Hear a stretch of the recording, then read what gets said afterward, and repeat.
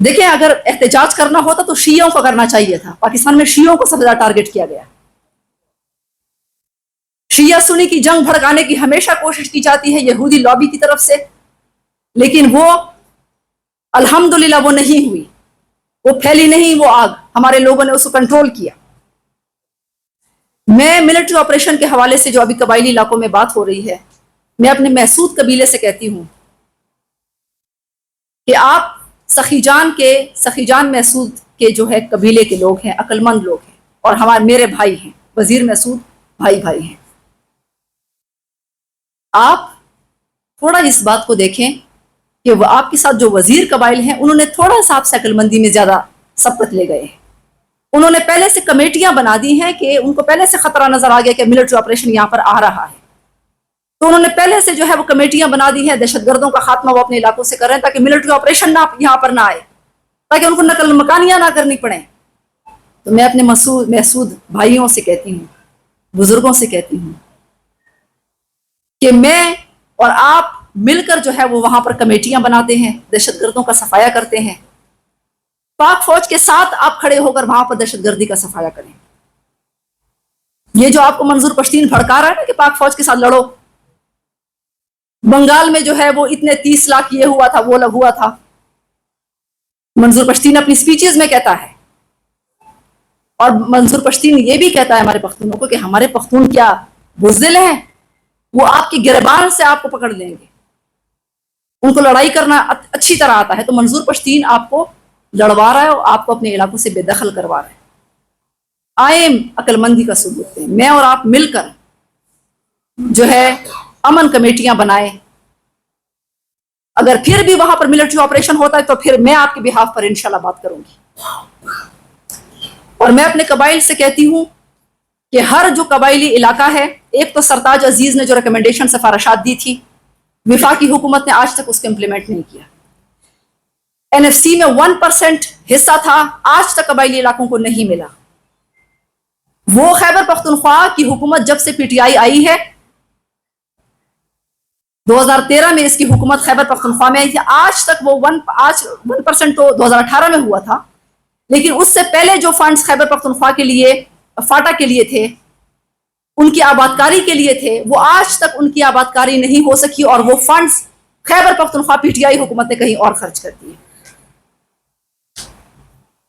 تو یہ ایک سوچی سمجھی اسکیم کے تحت لوگوں کو اشتعال دلوانا ہے، لوگوں میں جو ہے وہ نفرت کو ہوا دینی ہے. آخر میں اپنے قبائل سے یہ کہتی ہوں کہ آپ وزیرستان سے لے کر بجاور تک آپ ہر جو آپ کے مشران ہیں وہ اپنے ڈیمانڈ لسٹ بنائیں. میں نے پچھلے دنوں محمد گومل زام ڈیم کے حوالے سے بات کی تھی، محمد ایجنسی کے حوالے سے بات کی تھی. میں کہتی ہوں کہ ہر ایجنسی کے اپنے مسائل ہیں. ہم معدنیات میں رائلٹی بھی چاہتے ہیں، یہ جو ہمارے معدنیات سے مالا مال علاقے ہیں، لیکن ہمارے جو قبائل ہیں وہ انتہائی غربت کا شکار ہیں. میری بہنیں، کیونکہ میں ان کو گھروں میں دیکھتی ہوں، میری وزیر بہنیں، میری محسود بہنیں، وہ میل نیوٹریشن کا شکار ہیں، خوراک کی کمی کا شکار ہیں. میرے بزرگ، میرے بھائی قبائل، وہ انتہائی غربت کا شکار ہیں.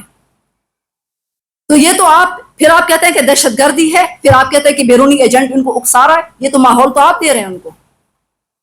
تو معدنیات میں آپ ان کو حصہ دیں، میرے قبائل کو. ہر ایجنسی کو رائلٹی جو ہے، ہر ایجنسی سے رائلٹی جو ہے آپ ان کو دیں. گھر گھر جس طرح درادم خیل میں 30 ہزار فی فرد ایک گھر میں جو ہے وہ تقسیم ہو رہا ہے، تو آپ باقی ایجنسیز میں بھی اس طریقے سے آپ کریں. اور اگر آپ نہیں کرتے ہیں تو پھر ہمیں اپنا حق چھیننا جو ہے وہ اسلام آباد تک جو ہے ہمیں آ کر ہمیں لینا آتا ہے. یہ بھی آپ یاد رکھیں. میں گولیاں کھاؤں گی، میں آگے ہوں گی، انشاءاللہ میرے قبائل گولیاں کھائیں گے، لیکن ہم اپنا حق جو ہے وہ یہاں سے لیں گے. اور یہی نہیں، میں قبائل سے کہتی ہوں کہ آپ متحد ہو جائیں. آپ ایک پلیٹ فارم پر جمع ہو جائیں، انشاءاللہ میں آپ کو کال دوں گی، اور انشاءاللہ اس پلیٹ فارم سے جو ہے وہ انشاءاللہ ہم لڑیں گے اپنی جنگ اپنے حقوق کی. میڈم میرا ایک سوال ہے آپ نے بلوچستان کے بارے میں کہا ہے تو ادھر پنجابیوں کو نہیں شہید کیا جا رہا ہے، وہاں پہ سرائکیوں کو کیا جا رہا ہے اور بے گناہ کیا جا رہا ہے. جتنے بھی وہاں پہ شہید ہوتے ہیں وہ بیچارے سرائکی ہیں اور غریب ہیں اور مسلم لوگ ہیں اور مزدور لوگ ہیں. اس کے بارے میں آپ بتائیں. بالکل ہم پنجاب کی وجہ سے سرائکی مفت میں حرام ہو رہا ہے. میں اسی کا ذکر کر رہی ہوں کہ یہ جو نفرت کو ہوا دینا ہے. اب میں باہر ملک میں ایک مسجد میں گئی، ایک انگریز خاتون میرے ساتھ تھی، میں مسجد میں ان کو لے کر گئی تو مسجد میں انہوں نے جب دیکھا بڑی حیران رہ گئی کہ عربی بھی وہاں موجود تھا، پاکستانی، بنگلہ دیشی، انڈین بھی موجود تھا، وہاں پہ افریقہ کے مسلمان بھی موجود تھے، چائنیز بھی مسلمان موجود تھے. تو یہ جو ایک فرق تھا وہ اس مسجد میں آ کر ختم ہو گیا. تو اگر آپ عرب قبیلوں کو آپ دیکھیں اسلام سے پہلے تو وہاں پر بڑی قبائلی فخر ہوا کرتا تھا. قبائلی فخر تھا، قبائلی فخر کی بنیاد پر ایک دوسرے کے خلاف لڑائیاں ہوتی تھی، جنگیں ہوتی تھی. لیکن جب اسلام آیا تو پھر حضرت بلال حبشی، عمار بن یاسر اور سعد بن ابی وقاص اور عمرو بن العاص یہ سب ایک جگہ پر بیٹھتے تھے. غلام اور آقا ایک جگہ پر بیٹھنے لگے. تو میں سمجھتی ہوں کہ یہ جو مقابلہ ہے یہ بالکل غلط بات ہے، میں اس کو کنڈیم کرتی ہوں. اور لیکن اس کے لیے جو ماحول ہے، جس سے میں نے کہا کہ پاکستان کی سیاسی جماعتوں نے دیا ہے اور اس میں فنڈنگ جو ہے وہ باہر سے ہو رہی ہے اور ہم جلد سے جلوس میں مصروف ہیں. ہمارا میڈیا بھی مصروف ہے اس میں. تو برائے مہربانی اس حالات کی سنگینی کی طرف آپ دیکھیں.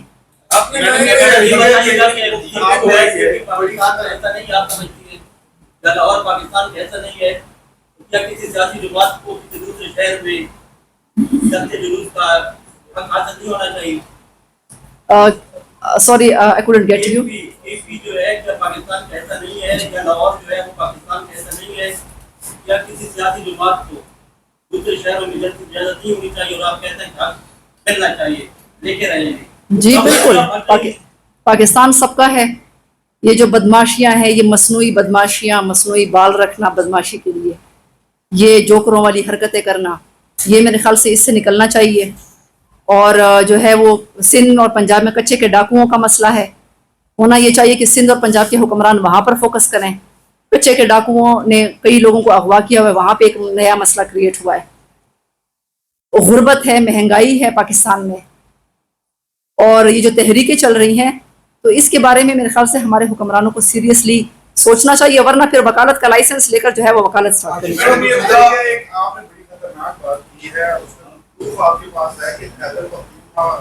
ہاؤس کے اندر آپ نے بتایا ہے کہ ایک میٹنگ ہوئی تھی جس میں یہ جو ابھی فوج کے خلاف دھرنے دیے جا رہے ہیں پولیس کی جانب سے، یہ پلان تھا، کیا اس کا کوئی پروف بھی ہے آپ کے پاس؟ جی بالکل میرے پاس ہے.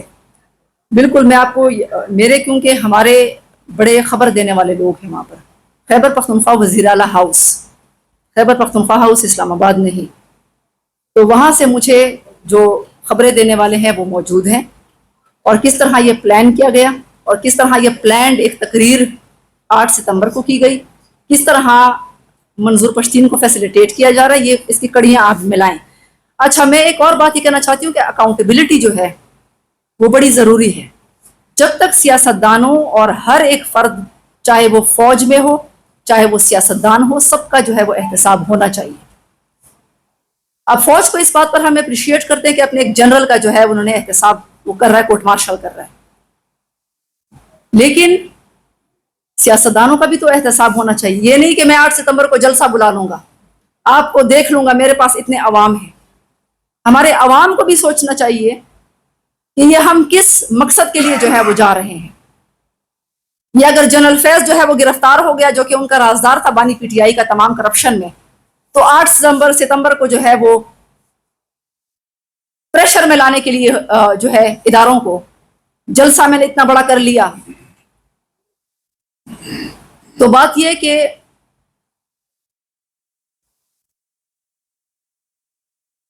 جو پولیس کا دھرنا ہے خیبر پختونخوا میں اس کے بارے میں ایک پوائنٹ یہ بھی بتانا چاہتی ہوں کہ یہ دھرنے اس لیے بھی بٹھائے گئے ہیں تاکہ اداروں کو دباؤ میں لایا جائے، فوج کو دباؤ میں لایا جائے. اس قسم کی باتوں سے پھر خانہ جنگی بھی ہو سکتی ہے.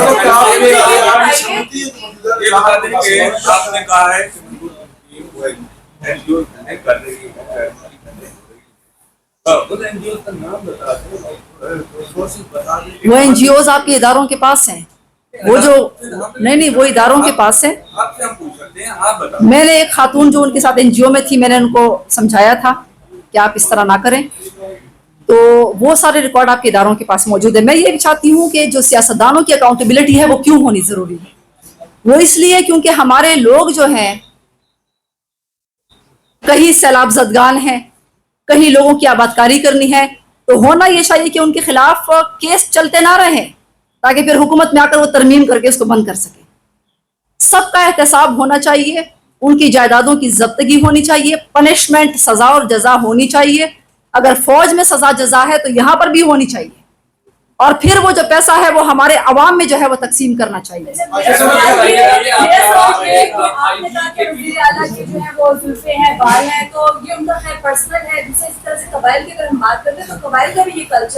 उनके लंबे लंबे बाल थे, तो एक तो ये कि आपकी पर्सनल अटैक पे आ जाता है, ये उनकी कारकर्दगी या मामलात पे नहीं है। दूसरा आप ये कह रहे हैं वो शहद की बोतल अपने साथ रखते हैं, वो जलसे और जुलूस जो है आप कह रहे हैं कि उसमें भी फंडिंग होती है, और आप खुद भी इरादा रखती हैं कि इस्लामाबाद में भी आप आएंगी, धरने भी, मैं खैबर पख्तूनख्वा अपने कबाइल को भी जमा करेंगी, वहाँ पे भी आप कमेटीज भी करेंगी, वहाँ पे भी आप मीटिंग्स करेंगी, आपके पास जो फंडिंग होगी आप उसकी भी मनी ट्रेल देंगे।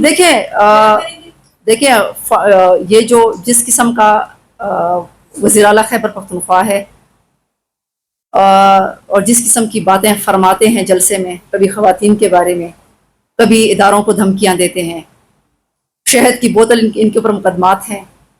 अच्छा, इस किस्म के जो रेपुटेशन के शख्स हैं, आप क्या उसको डिफेंड करेंगी कि वो वज़ीर आला उनको रहना चाहिए? हाँ, तो नहीं तो मैं तो उसके साथ मैंने कुछ और क्वालिटीज़ भी उनको बताई हैं। तो मैं ये कहती हूँ कि अली अमीन, अपनी जो जुल्फ़े हैं उसको हिलाना आप बंद करो, आप आराम से बैठ जाओ अपने सूबे में, अपनी आवाम पर तवज्जो दो। और मुझे पता है कि आपको किस लिए जो है वो बानी चेयरमैन ने पूरे पीटीआई में सिलेक्ट किया है, क्योंकि आपकी जो पार्टी है आईजीकेपी जो है वो उस मीटिंग का हिस्सा थी और प्लान को धरना करवाया जा रहा है। आईजीकेपी इसका नोटिस नहीं ले रहे। हालांकि किसी भी सूबे का चीफ सेक्रेटरी और आईजीपी जो होता है वो वफाक काम करती है। क्या इस मामले के ऊपर वफाक सुई हुई है कि आईजीकेपी उनके साथ मुलव्वस है सारे मामले में? दूसरा, आपने पीटीएम की बात की, पीटीएम के प्लेटफॉर्म से 2 एमएलए थे, रजीम चेंज के बाद वोट दिया था हुकूमत को, अहम कमेटीज के अंदर रहे थे। उस वक्त हुकूमत और दारों को नहीं पता था ये गद्दार है, जब उन्होंने दोनों लोगों ने वोट हुकूमत बनने के लिए दिए थे। इसके लिए ये पीटीआई के बारे में बात कर रहे हैं आप? पीटीएम के 2 एमएलए ने वजीर और मुफ्तावर ने वोट दिया था रजीम चेंज के बाद पाकिस्तान। क्या उस वक्त वो उनकी जमात गद्दार नहीं थी? उस वक्त उन्हें जेल से निकाल कर वोट दिया गया। देखिए, वो मेन स्ट्रीम करने की कोशिश तो अच्छी बात थी कि वो असेंबली में आए, पार्लियामेंट में आए, अच्छी बात थी कि पाकिस्तानी आइन का हिस्सा रहते हुए उन्होंने अपने इलाके की खिदमत के लिए वो काम करे। हम चाहते यही हैं कि जो लोग हैं, पीटीएम के लोग हैं, वो पार्लियामेंट में आए, असेंबलियों में आए और वो पाकिस्तान का हिस्सा बनकर पाकिस्तान में अपने हकूक़ की जंग लड़ें। लेकिन अफगानिस्तान के झंडे और मुंह तोड़ने की बात करना, ये जो है वो एक्सेप्टेबल नहीं है। जब आप कंपैरेटिव एनालिसिस की बात करते हैं, पाकिस्तान में ब्रेन ड्रेन भी हो रहा है, उसके साथ ही साथ स्टूडेंट्स का इस्तेसाल भी हो रहा है। क्वालिटेटिव एनालिसिस एजुकेशन लेवल पे देखें, हेल्थ के लेवल पे देखें, मिट्टी पे जाके देखें कितनी वहाँ पे जाने जा रही है। इन्फेंट्स का काफी प्रॉब्लम है, न्यूमेटिक प्रॉब्लम्स है और दुनिया जान की प्रॉब्लम्स हैं। आप सेंटर क्यों हो जाती है? मुझे बताइए, जब आप कौमी लेवल की लीडर जब आप बनती हैं तो आप सिर्फ गंडापुर और इस हद को आप छोड़कर आप मुझे ये बताएं किस क्वालिटी पार्टी ने 75 सालों में पाकिस्तान के अवाम को उनकी तहरीर पर उनका हक दिया और उनके जो राइट्स हैं उनको पाकिस्तानी कानून के मुताबिक उनको उनकी तहरीर पर दिया। जी, मेरी प्रेस कॉन्फ्रेंस में कोई एक शख्स जो है, मैंने हालात की संगीनी आपको बताई और उसके जो जिम्मेदारान हैं वो भी मैंने आपको बताए, और साथ साथ मैंने जो वफाकी गवर्नमेंट है उसकी नेगलिजेंस मैंने आपको बताई। मेरा एक वीडियो पैगाम है, उसमें मैंने कबाइल के हवाले से शहबाज शरीफ साहब को पैगाम दिया है, और मैंने आपको ये भी कहा है कि हम इस्लामाबाद मार्च करेंगे। जो हमारे हुकूक खैबर पख्तूनख्वा हुकूमत से लेने होंगे हम वहाँ से लेंगे, जो हमारे हुकूक फेडरल गवर्नमेंट से लेने होंगे वो हम यहाँ पर आएंगे। तो मैं कोई सेंट्रिक नहीं हूँ। मैंने ये भी कहा है कि सिंध के लोग भी मुसीबत में मुब्तला हैं, اور पंजाब के लोग भी मुब्तला हैं, कच्चे के डाकुओं का मुकाबला उनको करना चाहिए सिवाय ये कि सियासी बयानबाजी के। आशीष साहब ये बताइए मौजूदा आसमाना निजाम को बचाने के लिए मुल्की सलामती को दांव पे लगा दिया, आप क्या कहते हैं? ये आप किस कॉन्टेक्स्ट में बात कर रहे हैं? मैं ये कह रहा हूँ कि मौजूदा मुल्की सूरत हाल चल रही और चल रही, आप मुल्की सलामती के लिए काम करें रादर देन कि वो कोई बात उनकी आगे किसी यूट्यूब में कोई बात, या जब आप कल को कोई हमें होता है। जी मैं इसलिए तो बात कर रही हूँ, कि पाकिस्तान इतने ख़राब हालात से गुजर रहा है। गैर संजीदा लोग कभी ख़वातीन के बारे में रिमार्क्स देते हैं, कभी अजीब व गरीब बातें करते हैं। इस किस्म के लोगों को इससे पहले आप यानी ये कोई तरीका है कि एक ऐसे सूबे पर आपने, हमारे लोग तो बड़े संजीदा लोग हैं, हमारे खैबर पख्तूनख्वा के लोग, वो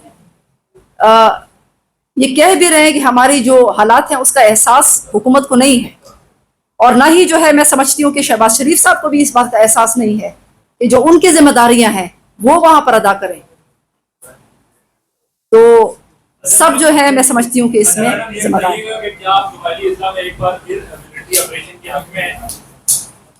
देखिए मैं तो ये समझती हूँ कि जब अवाम ये समझते हैं कि जब दहशतगर्दों को लाया जाएगा बाहर से, तो फिर तो जो वहाँ पे नागुज़ीर होगा। बाहर मुल्कों में भी आप देखिए कहीं कत्ल हो जाता है, कहीं क्राइम हो जाता है, तो पुलिस वगैरह आ जाते हैं, हेलीकॉप्टर वगैरह आ जाते हैं। तो जब आपके मुल्क में हालात ऐसे क्रिएट होंगे, जब आपके पार्टी जो है वो अपनी हुकूमत में लोगों को लेकर आएगी, खुद कन्फेस कर रहे हैं, तो फिर उसके बाद ऑपरेशन नहीं होगा तो क्या होगा? ये जो पुलिस लकी मरवत में बैठी हुई है कि हमारे ऑपरेशन नहीं होना चाहिए, तो लकी मरवत में सेंसिटिव इलाका है, बन्नू सेंसिटिव इलाका है, घर घर जो है वो 10-10 क्लशनकोफ पड़ी हुई है, दहशतगर्द वहां फिर रहे हैं। तो जब पुलिस कंट्रोल नहीं कर सकी तो आखिरकार फिर आर्मी को आना पड़ा उस जिले में पुलिस की इमदाद के लिए। तो अब आप ये कह रहे हैं कि फौज जो है वो यहाँ से निकल जाए, हम कंट्रोल कर लेंगे। आपने कौन सा कंट्रोल किया अभी तक? क्या फौजी, आप कह रहे हैं हमारी टारगेट किलिंग हो रही है। टारगेट किलिंग जो है, देखिए पुलिस फौज के बाद दूसरा बड़ा इदारा है। टारगेट किलिंग आपकी नहीं हो रही, सिर्फ फौजी भी रोजाना शहीद हो रहे हैं। तो ये कौन सी बात है कि फौजी जो है उसकी तो मौत की कोई कीमत ही नहीं है। तो ये जो फौज और इदारों को आपस में लड़वाया जा रहा है और कौमियत, कौम परस्ती को हवा दी जा रही, इस पे आप जरूर आप सोचें। मैं पूरी कौम को कहती हूँ।